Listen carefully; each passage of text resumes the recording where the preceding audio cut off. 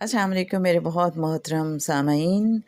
فقیر نگری جناب سید سرفراز یہ شاہ صاحب کی بک اس وقت میرے سامنے ہے، اور ابھی میں اس میں سے دیکھ رہی تھی بہت ہی کمال گفتگو، خوشی حاصل کرنے اور غم کو بھگانے کا نسخہ. جناب سید سرفراز احمد شاہ صاحب فرماتے ہیں کہ ایک عرصے تک میری سمجھ میں یہ بات نہیں آئی تھی کہ یہ انگلینڈین اوپر کو منہ کر کے سیٹی کیوں بجاتا ہے. بعد میں سمجھ آئی کہ شاید یہ رب تعالیٰ سے کہتا ہے ٹھیک ہے رکھ اسی حال میں، فاقے سے مارنا چاہتا ہے تو مار، تیرا ہی بندہ ہوں، تجھے ہی دکھ ہوگا، مجھے کیا.